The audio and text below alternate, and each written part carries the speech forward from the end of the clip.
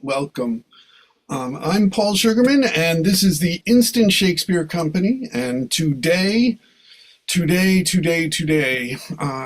seeing, yes, okay, now we really are live streaming. Hi, welcome. My name is Paul Sugarman.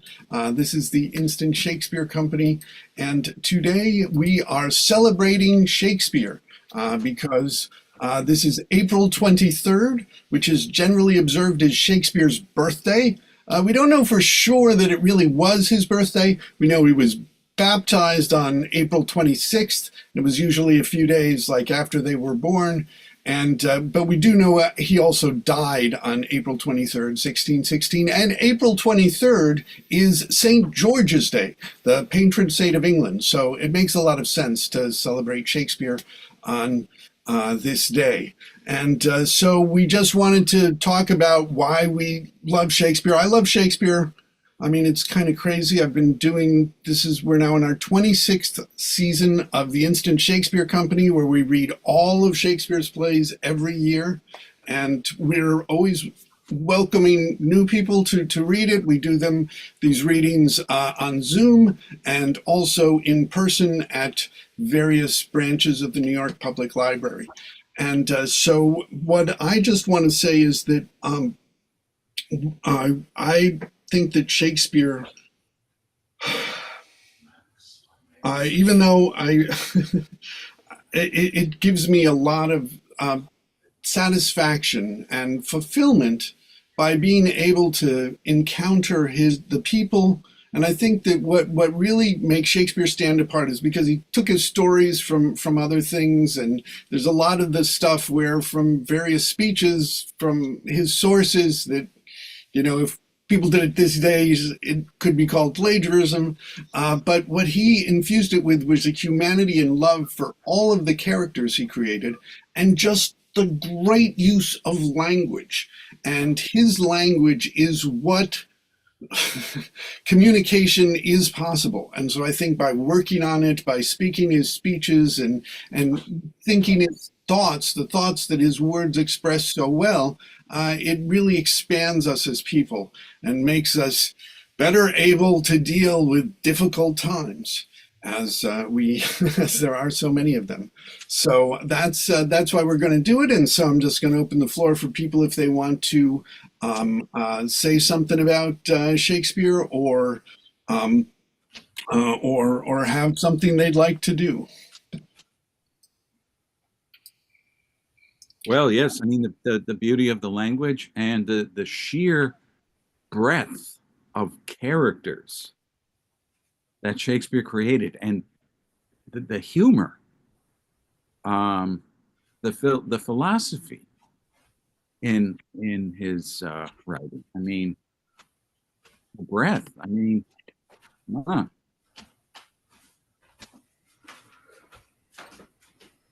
I That's think a he also has a great sense of fun.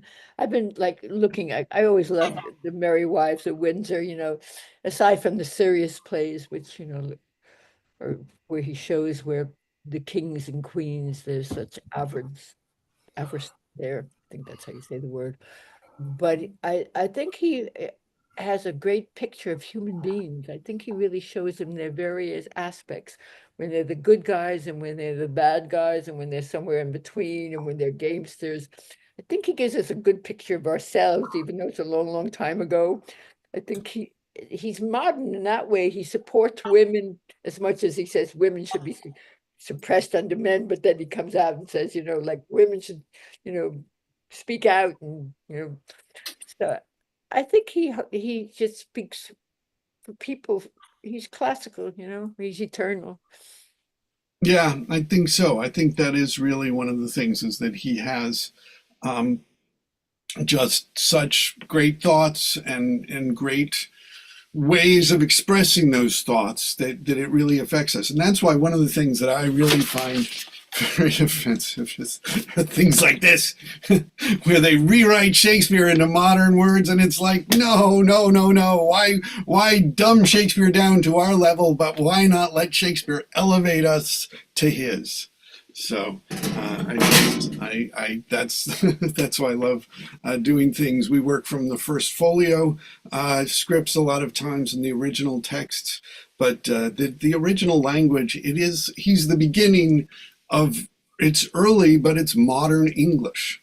And so we can all understand him if he's done right. So wasn't it the oft hated Harold Bloom, who I think he titled a whole book about Shakespeare, Invention of the Human? Um, it, yeah, yeah, and he makes the point that modern people almost originate with Shakespeare's. At least I think he says something. yeah, he does. He makes a lot of claims, and I mean, all of this. There's a lot of things that come out of people's love of Shakespeare, and he really loved Shakespeare. But he also, in many ways, he talked about that. Well, you're really going to appreciate Shakespeare reading it at home by yourself rather than seeing it performed on a stage. And I think that that's not true, and that the idea of how Shakespeare really works is he was written to be performed and to be read. He wasn't, I mean, to be read and shared, not to be sort of read the way we're taught to read them in schools mostly, which is like silently to yourself. But You do have to read it to yourself. Read it aloud. yes, Well, I mean, his colleagues did publish his plays for people to own copies of them, probably to read them by themselves. I like to read Shakespeare. Sometimes I just sit on my couch, when you assign us parts and things, and I begin to read the play, and it's a good thing to make yourself really read it. I say, oh my God, I can read this stuff. Right? Some of it you don't even realize that it's hard, and you don't realize why. After a while, it gets easier to read, which is a good thing too. Yeah, absolutely. Well, that's one of the things that I've definitely noticed is people do it. I mean, in the very first season, we had a guy who came and he ended up like reading in 20 of the plays because he just was having so much fun with it. And it's the way that he writes is different than a lot of other writers of that period, even Ben Jonson, in that it's just a natural way to be spoken and to understand. And some of the words we may not get, but one of the things that I really appreciate about reading him aloud that I think you don't get from just reading it to yourself as much is the humor, because a lot of it is sort of verbal punning humor that is funnier if it's felt rather than just sort of read on the page. That's what I'm seeing lately. There's a lot of stuff that I find even in his history plays when they're talking to each other, or even when they're talking aloud by themselves, that is real humor in it. That you have to really say, that's kind of funny. So Oh, yeah. yeah, the more you read it, the more you listen to it, as time goes by.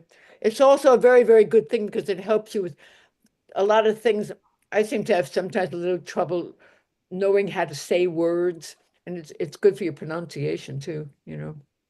Yeah, yeah, no, and I think that is definitely a challenge, and especially the way we do our instant readings, just sort of barrel on through. We get into some issues which I think Angus had raised some fair objections to after our Henry VI reading, where with Warwick being pronounced Warwick by some people, and that is a challenge with a lot of the English names, also with some of the Roman names and some of the other more obscure plays.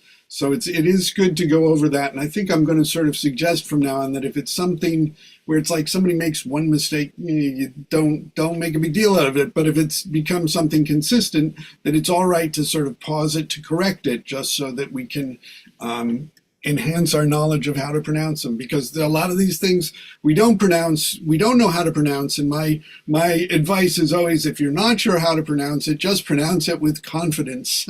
Because if you pronounce it correctly, but if you do it tentatively, then it sounds like you're mispronouncing it.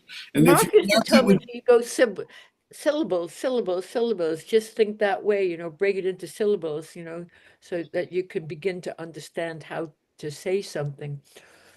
So I find that helps me a lot if I just think, da, ma, da.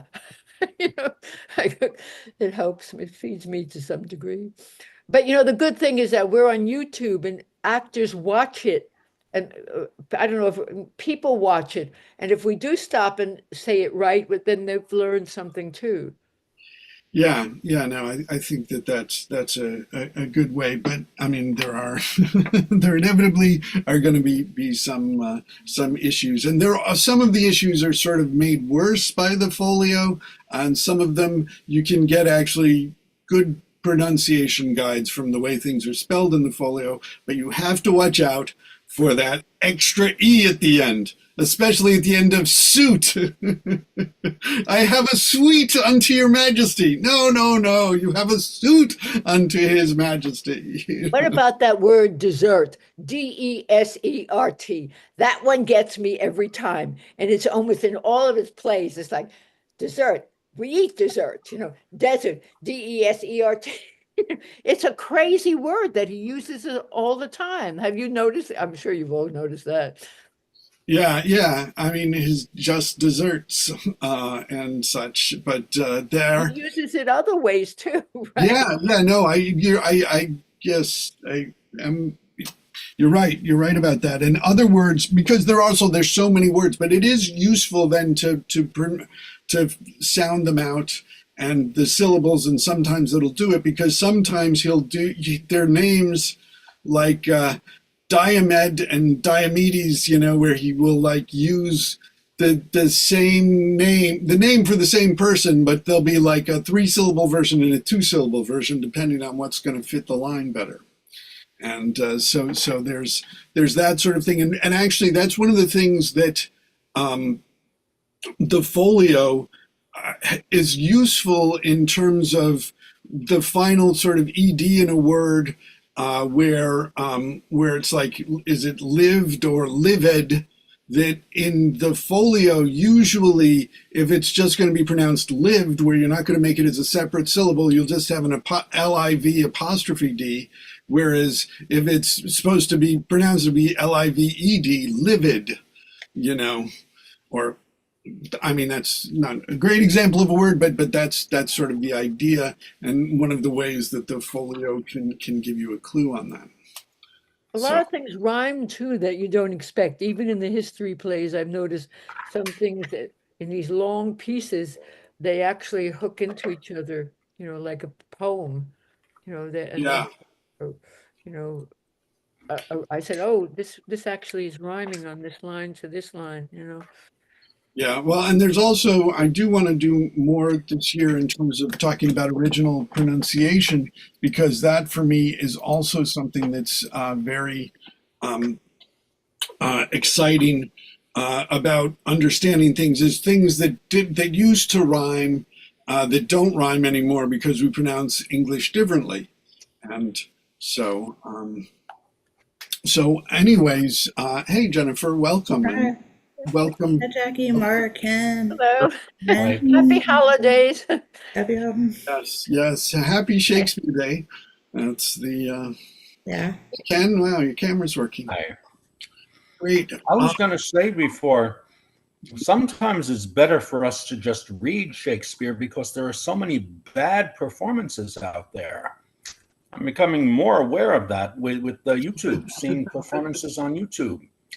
Yeah. What happens, I think, was many people think that when they're doing Shakespeare, you have to make us in their especially when you come to one of his more famous speeches, you have to declaim it with real grand style, which is not usually the case, though.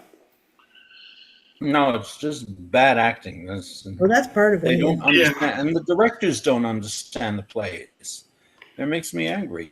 It is frustrating to see Shakespeare not done well, and so the idea, what we try and strive for, is just observe the text. I mean, follow what's in the text. I've found that most of the things is when people are sort of trying, and it's like if you just trust the text, it can bring out so many different things in yourself. But if you're like, I have this solution to this speech, and I'm going to present my solution to the speech, that it all becomes one note and becomes boring, whereas that's not what Shakespeare is. So, Yeah. So, hey, Ren, welcome. Good to see you. Good to see you.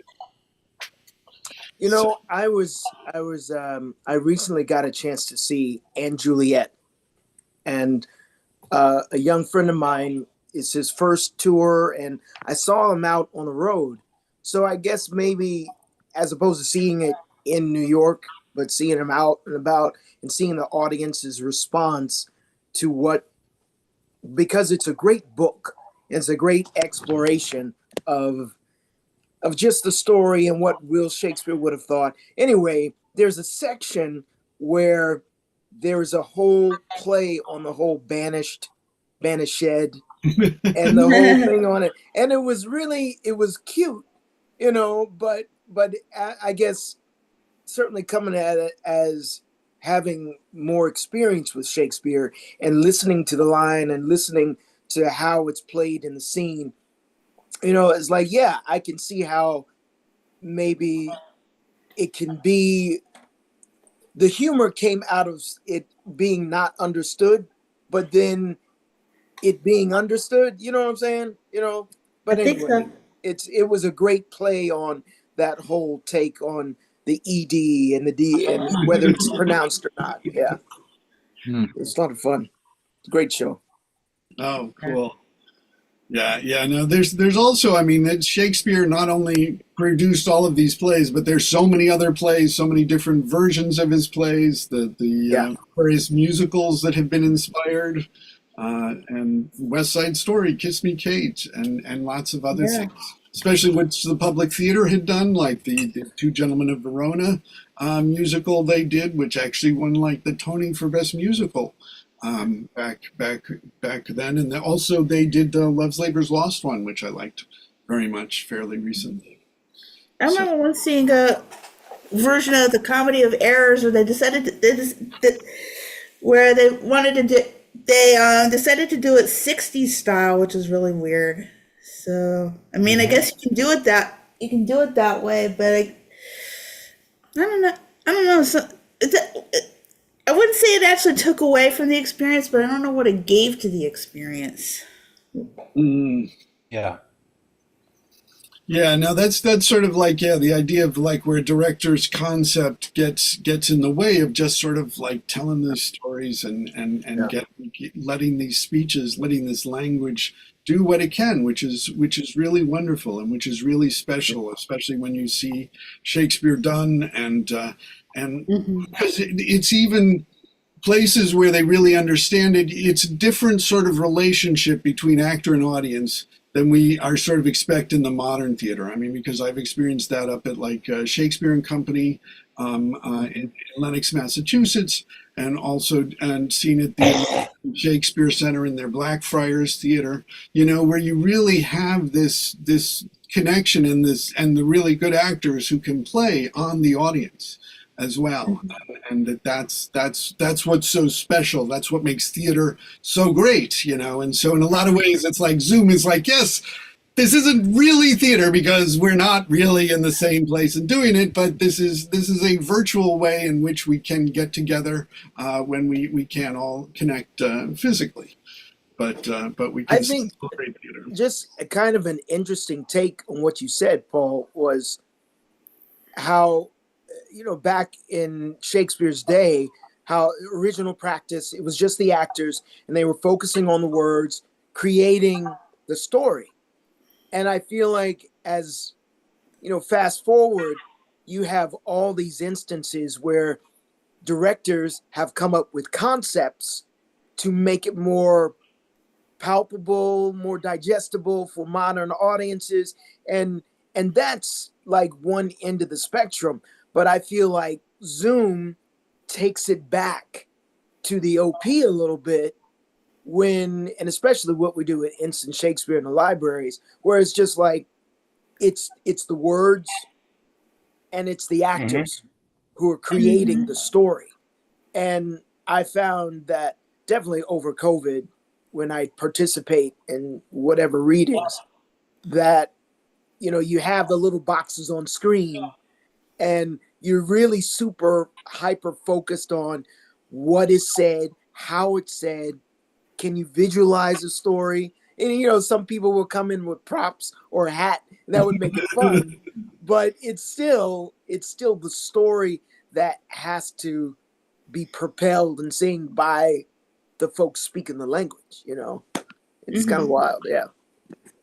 I saw the female version of Taming of the Shrew on in the public theater.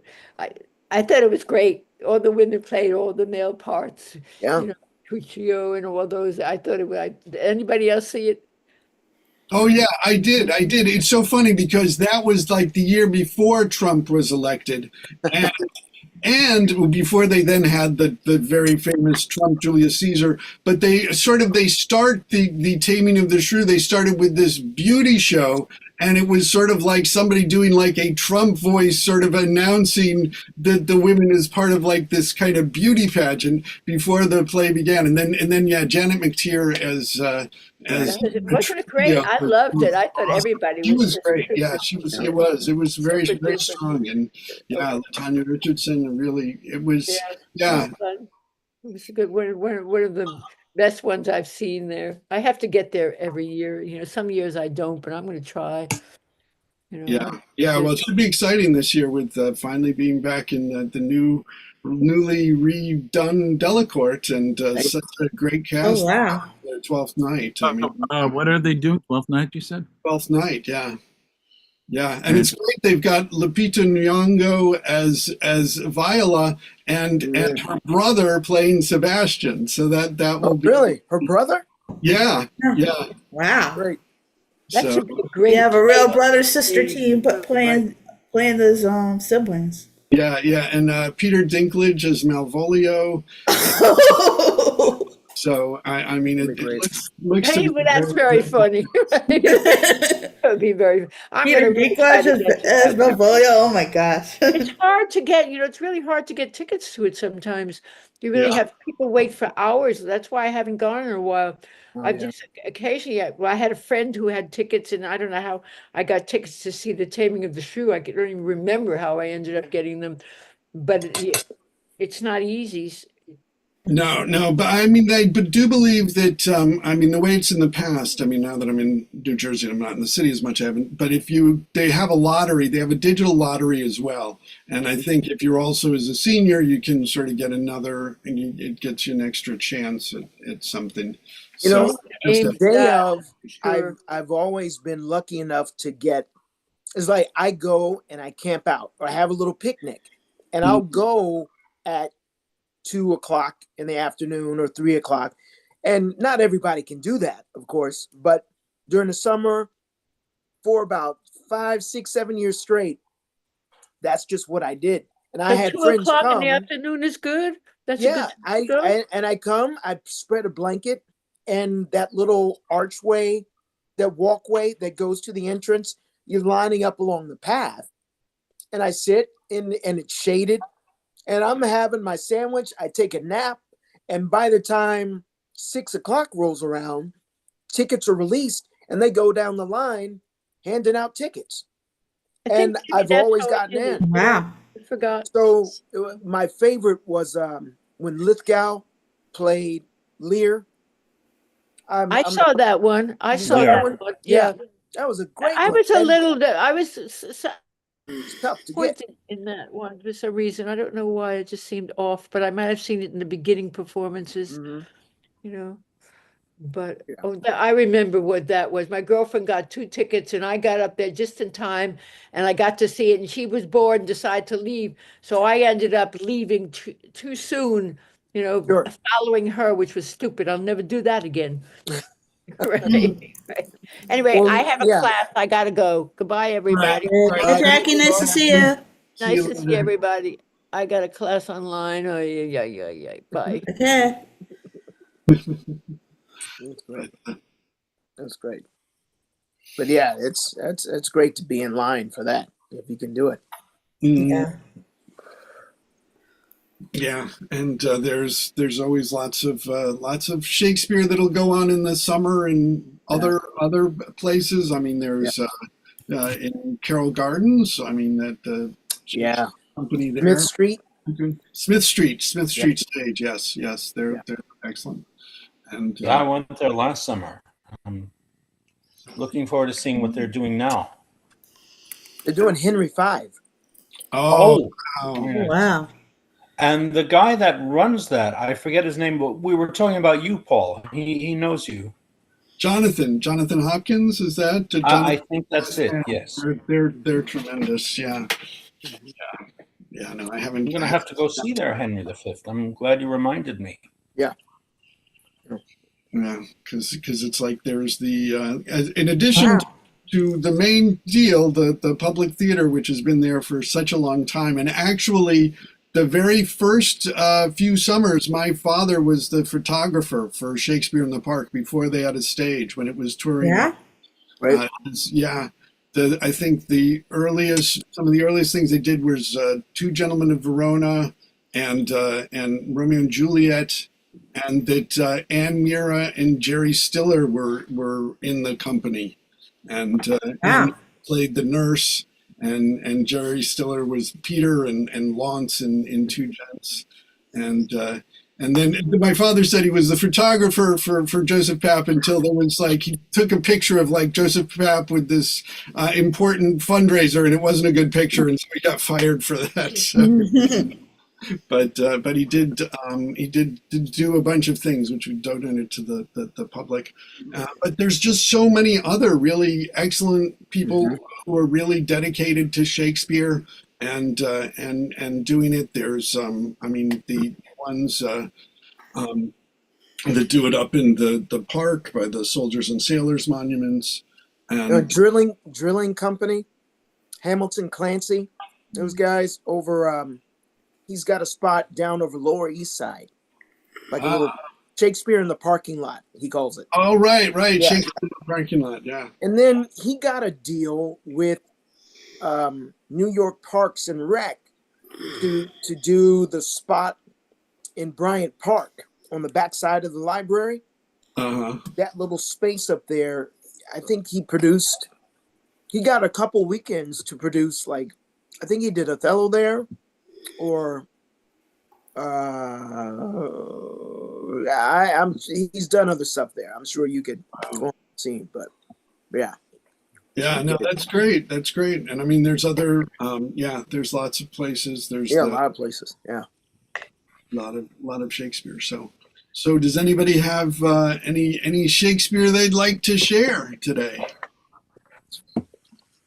Yeah, I've got something I I have brought. something. Go ahead. I've been meaning to do this here for some time now. Okay, it's an old chestnut from As You Like It. All the world's a stage, and all the men and women merely players. They have their exits and their entrances, and one man in his time plays many parts, his acts being 7 ages. At first, the infant, mewling and puking in the nurse's arms, then the whining schoolboy with his satchel and shining morning face, creeping like snail unwillingly to school.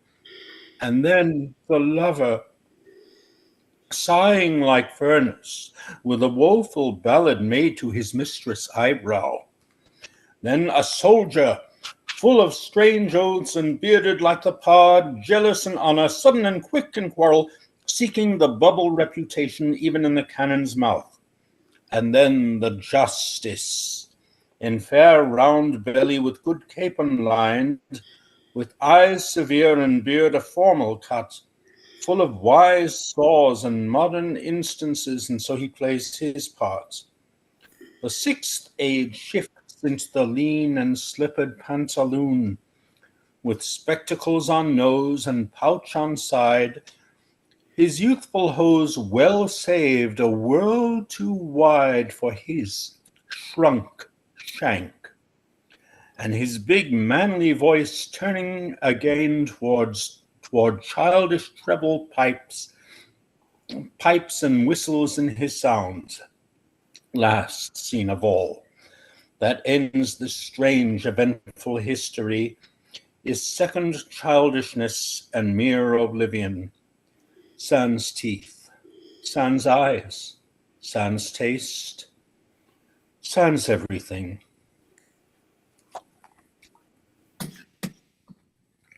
Okay. All right. Thank you. Thanks so much, Ken. Thank you. Thank Thanks. you for sharing. Great. Um, yeah, it's such a great reminder. One of his all-time greatest hits, I'd say. Ones that's also just so sort of definitional about life as well. Yes, and we all have different ages, and so thank you, Ken. Thank you. So Thanks. Mark, I'm sorry. That guess you both. Do you have something as well? You were gonna. Yes. I picked up one of the poems.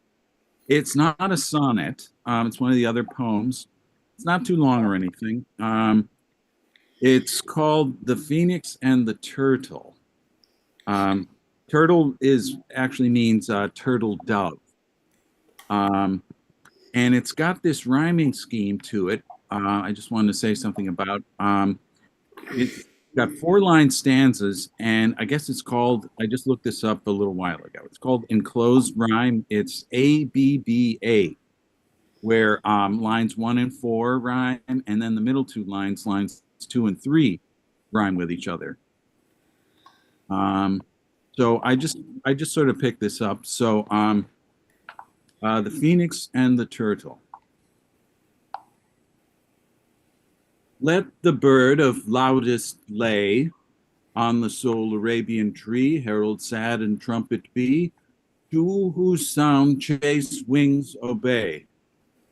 But thou shrieking harbinger, foul precursor of the fiend, augur of the fever's end, to this troop come thou not near.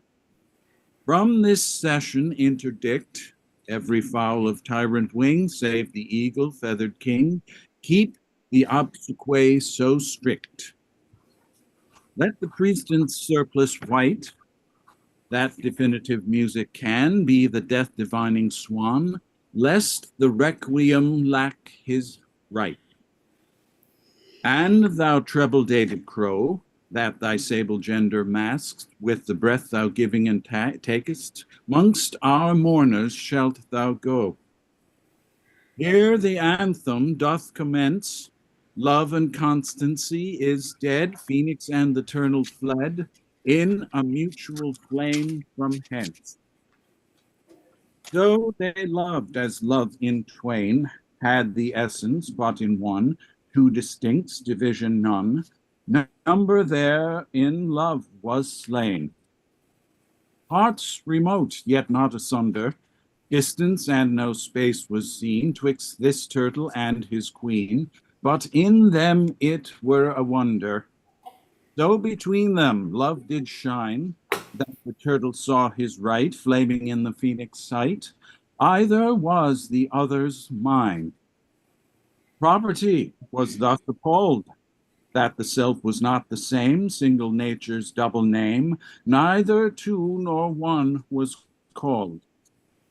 Reason in itself confounded, saw division grow together to themselves, yet either neither.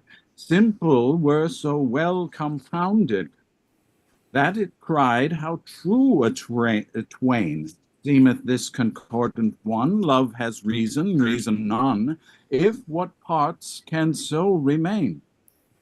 Whereupon it made this strain to the phoenix and the dove, co-supremes and stars of love, as chorus to their tragic scene. Brenna, beauty, truth, and rarity, grace in all simplicity, here enclosed in cinders lie. Death is now the phoenix nest, and the turtle's loyal breast to eternity doth rest, leaving no posterity. 'Twas not their infirmity, it was married chastity.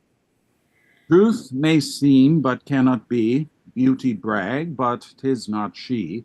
Truth and beauty buried be.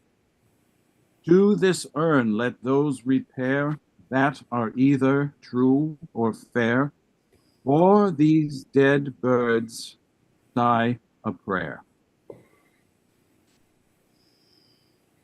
The Phoenix and the Turtle.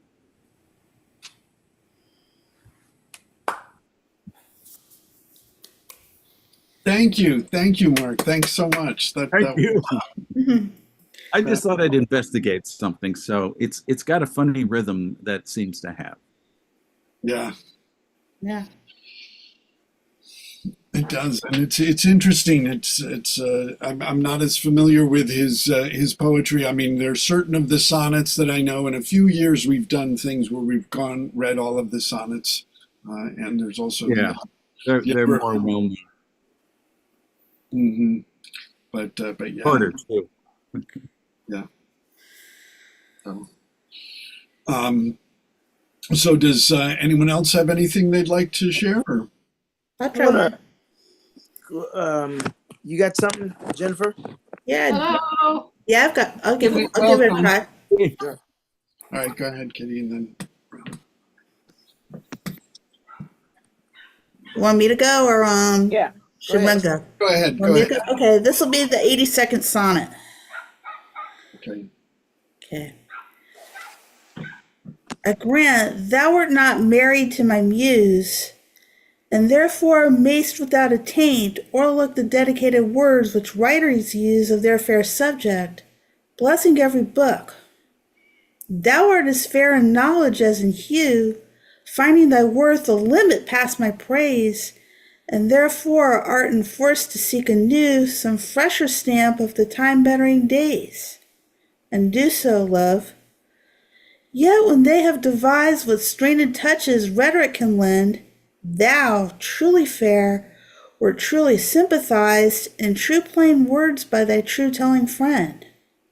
And their gross painting might be better used where cheeks need blood, in thee it is abused. That was it. Thank you. Thanks, Jennifer. Short and to the point. Mhm. So much in those sonnets. I was trying to get some more of the histories into my repertoire, and I came across Talbot's speech in Henry VI 1, and I think it's long. It's not that long, but I'll give it a go. Great. Thank you. Shame to the Duke of Burgundy and thee. I vowed, base knight, when I did meet thee next, to tear the garter from thy craven's leg, which I have done, because unworthily thou wast installed in that high degree. Pardon me, princely Henry and the rest, this dastard at the battle of Patay, when but in all I was 6,000 strong, and that the French were almost 10 to 1, before we met, or that a stroke was given, like to a trusty squire, did run away. In which assault we lost 1,200 men. Myself and divers gentlemen beside were there surprised and taken prisoner. Then judge, great lords, if I have done amiss, or whether that such cowards ought to wear this ornament of knighthood, yea or nay. That's it. Great. Thank you so much. Thanks. Yeah. That is so good. That I really, yeah, Talbot is such a great part, and it's like Yeah. people don't know it because of like, even if you know the Henry VI plays, that's probably the least well known, I think. Right, yeah. The first one, yeah. Yeah. But yeah, that was great. So,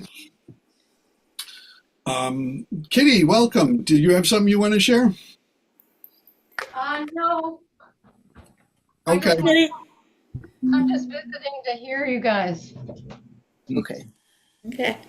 Cool. Yeah, I've got one I want to do just from the play of Sir Thomas More, which is one of the one that's not in the regular canon, but is interestingly one of the few things that's actually in Shakespeare's own hand. Was these pages that they found in the play of Sir Thomas More, which was a sort of a compilation telling this story, and it's really, I think we think about like how sort of oppressive in a lot of ways. You got to go. Great. Thank you so much. Thanks, Ren. Great. Thanks, guys. Thank All you, right. Gary. Bye, Ren. Great having you here.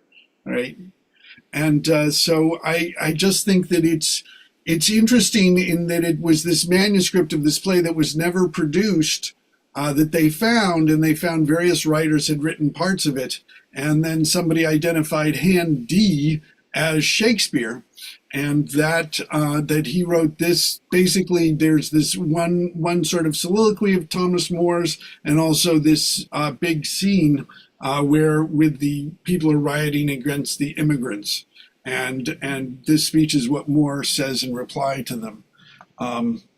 Grant them removed, and grant that this your noise hath chid down all the majesty of England.